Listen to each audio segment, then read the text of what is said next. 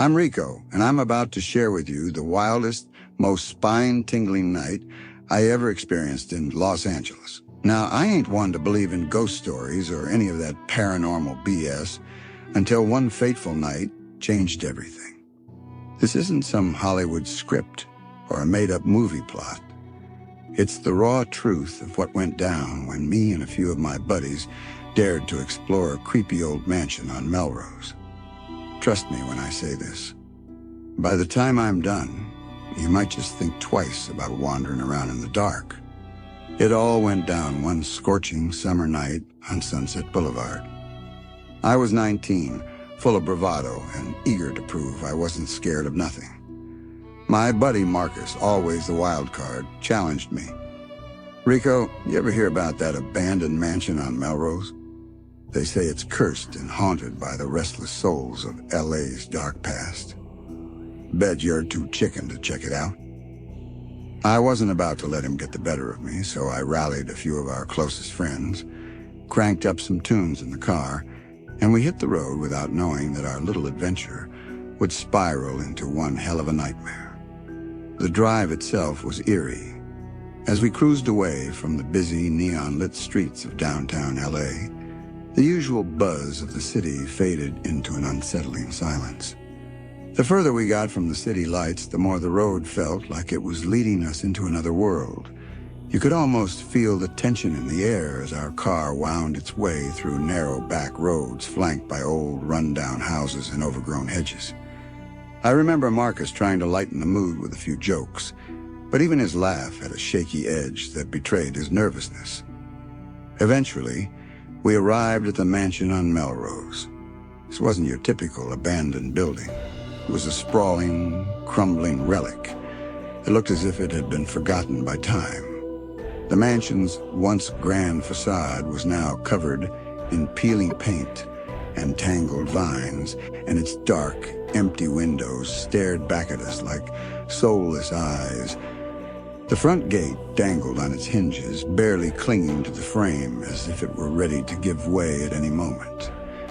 There was something about that place that made the air feel heavy, like every brick and broken piece of wood was saturated with untold stories and lingering regrets. I stepped out of the car, and the humid night air hit me hard. "Man, this place gives me the creeps," I muttered, even though deep down I was pumped for the thrill. We grabbed our flashlights, took a few deep breaths to steel ourselves, and walked up to the entrance. The front door was slightly ajar, almost beckoning us inside. With every step, my heart pounded louder, echoing in my ears alongside the creaks of the old wooden steps.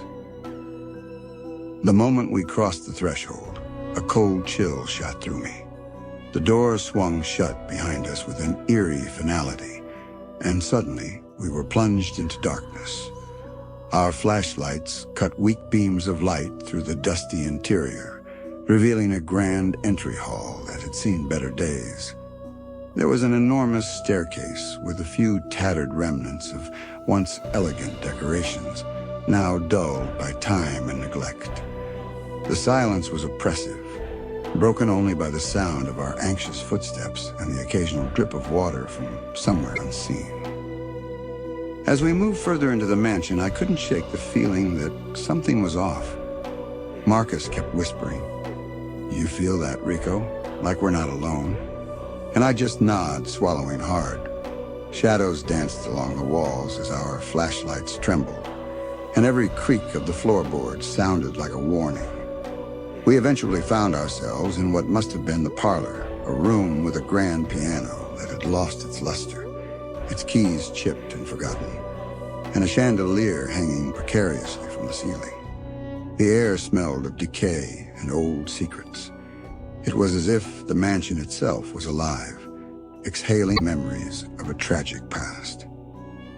Then things got downright weird.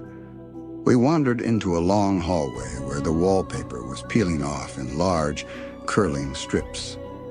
I swear, I caught a glimpse of movement in the reflection of a cracked mirror, just a flash of a figure, gone in an instant. I spun around, heart racing, but there was nothing there except the echo of our footsteps. Before I could even process it, the door behind us slammed shut with such force that it stole the breath from my lungs. Marcus jumped, and panic instantly set in. We rushed over to the door, but it wouldn't budge. It was like it was sealed shut by an unseen force. For a long, agonizing minute, we stood there trying the handle over and over again. "This ain't happening," I muttered, my voice trembling. The silence in that room grew so loud it was almost deafening. Every little sound seemed magnified, our quick breaths, the rapid beating of our hearts, even the distant hum of the wind outside. It was as if the mansion itself was holding its breath, waiting for us to break.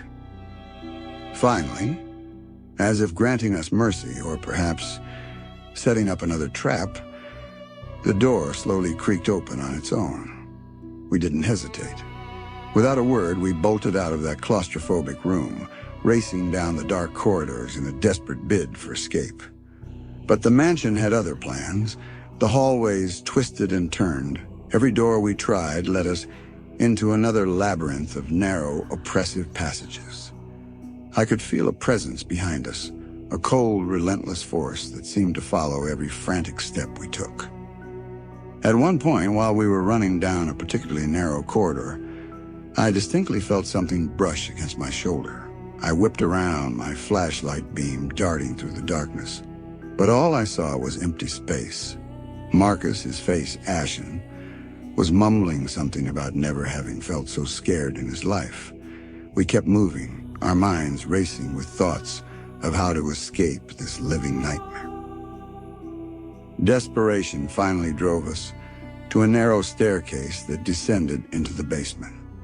With no other option, we plunged down those creaky steps. The basement was a different kind of hell, darker, colder, and filled with relics of a long-forgotten era. Dust and cobwebs hung thick in the air, and every sound echoed ominously. We scanned the area for any sign of an exit, but all we found were more old, abandoned rooms, each one more suffocating than the last. I remember Marcus whispering, "Rico, this place, it's alive."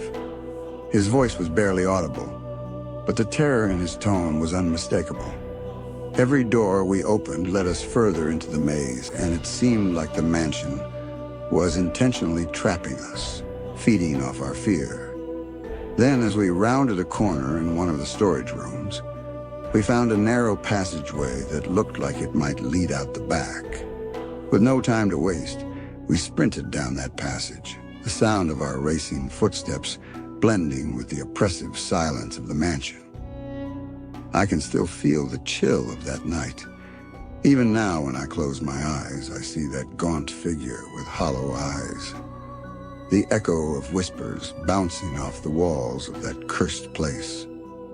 We eventually burst out into the cool night air, hearts still pounding like crazy. We didn't stop until we were back in the car, speeding away from that mansion, as if our lives depended on it. The city lights of LA gradually came back into focus, but the memory of that night was forever burned into my brain. Back in my apartment in downtown LA, I tried to convince myself that it had all been a bad trip, a trick of the mind fueled by too many horror movies. But the evidence was undeniable. Blurry photos on our phones, shaky video footage with unexplained sounds, and the overwhelming sensation that something was really following us. I started digging into the mansion's history, and what I discovered only deepened the mystery. Old newspaper clippings and local lore painted a picture of a once grand estate built in the early 1900s by a wealthy family rumored to have dabbled in the occult. Tragedy struck that family in mysterious ways. Unsolved disappearances, whispered curses, and dark rituals that left scars on both the family and the mansion itself. Every time I'd pass by a dark alley or an abandoned building in LA, I'd get this nagging feeling that the past was reaching out to me. I began sharing my story online, and soon enough, People from all over the city were telling me their own ghost stories and paranormal experiences. It wasn't long before local paranormal groups and horror vloggers took an interest in what happened that night. They told me that some places in LA are so steeped in negative energy that they imprint themselves on anyone who dares to enter. I even joined a few midnight investigations at other reportedly haunted locations, but nothing ever felt as intense or real as that night at the mansion on Melrose. Despite the terror I'd experienced, a part of me couldn't help but be drawn back. I was haunted by questions. What exactly had we encountered that night? Was it really a ghost, or was it some residual energy left behind by the mansion's tragic past? I felt compelled to seek answers, even if it meant facing my deepest fears once again. A couple of weeks later, I decided to go back to the mansion alone. I told myself I needed closure, that confronting the darkness head-on might help me finally understand what had happened. The drive back was surreal. The bright lights of LA faded into the distance as I approached the mansion once more, now bathed in the cold light of a full moon. The mansion looked even more menacing under the moonlight. Its crumbling facade, broken windows, and sagging roof evoked a sense of decay and sorrow. I parked a safe distance away, grabbed my camera and a flickering flashlight, and walked up the overgrown path leading to the front door. Inside, the mansion was eerily silent. Every step I took echoed through the empty halls, and I felt as though the very walls were closing in on me. I retraced the path we had taken that terrifying night, my mind racing with memories and my heart pounding in my chest. In one narrow corridor with peeling wallpaper and faded portraits whose eyes seemed to follow me, I paused for a moment, trying to steady my nerves. Then I reached the very room where we had been trapped. I set up my camera, positioning it to capture every detail of the dim, oppressive space. Minutes ticked by in agonizing silence until I heard it. A soft, mournful whisper that sent chills down my spine. "Rico," he called, barely audible yet unmistakable. I froze, my flashlight trembling in my hand. The air grew colder, and I felt an overwhelming sense of sadness mixed with terror. Desperate for answers, I slowly switched on my camera's night vision mode.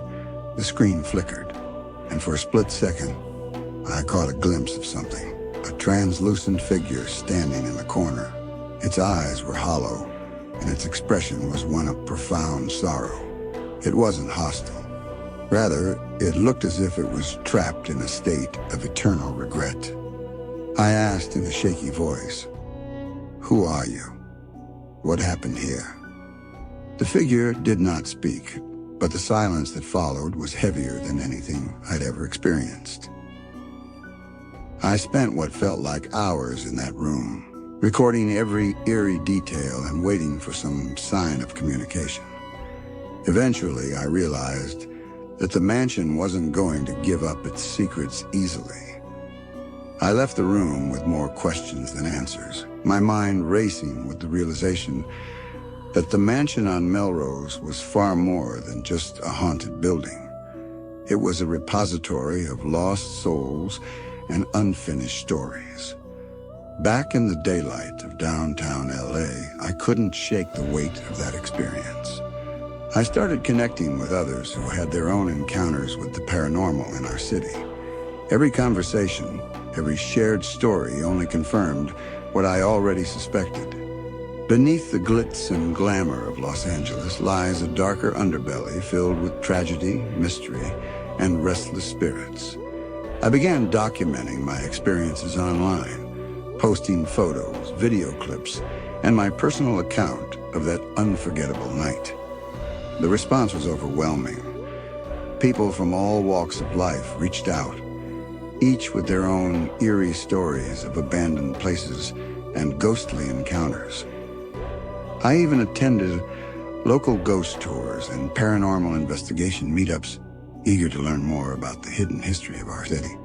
I discovered that the mansion on Melrose was just one of many such places in LA, each with its own tragic backstory and lingering energy. Some investigators called it residual haunting, where the emotional energy of past tragedies is imprinted on a location, replaying over and over like a broken record. Others believe that certain places are cursed, forever haunted by the sins of their former inhabitants. No matter which explanation you lean toward, one thing is clear. The night I spent in that mansion changed me forever. Even now, when I'm alone in my apartment or driving late at night through the quiet streets of Los Angeles, I can't shake the feeling that I'm being watched. Sometimes I catch a glimpse of a shadow at the edge of my vision, or I hear a soft whisper when I'm in the silence of the night. It's as if the mansion and everything it represents still lingers with me, a constant reminder that some doors, once open, can never be fully closed. So here I am, sharing my story with you in the hopes that it serves as a warning. If you ever find yourself drawn to an abandoned place, or feel the lure of uncovering the secrets of our past, remember that curiosity can be a double-edged sword. There are stories in this world that are too real, too terrifying to be left unchecked. I'm not saying you should never explore these places, but if you do, be prepared for the possibility that what you find might just follow you home. This is my truth, a raw and unfiltered account of a night that will forever haunt me. I'm Rico, and I've seen things that most people wouldn't believe, even if I tried to explain them. The mansion on Melrose, with its peeling walls and lost souls, isn't just a story, it's a part of LA's dark history. A history that still echoes through the empty corridors of our forgotten places. Stay curious, stay brave, and for the love of all that is good, don't ever underestimate the power of a true horror story. Thanks for listening, and remember, in Los Angeles, the real horror isn't always on the screen. It's out there, lurking in the shadows, waiting for you to uncover it. Stay safe and keep your eyes open. There you have it. A gritty, true-to-life account of one night in the haunted depths of Los Angeles, packed with real paranormal encounters, eerie whispers, and the kind of raw fear that makes you question everything. This story is a testament to the dark underbelly of our city, a place where forgotten souls and cursed memories still roam free. Enjoy and remember to always keep one eye on the shadow.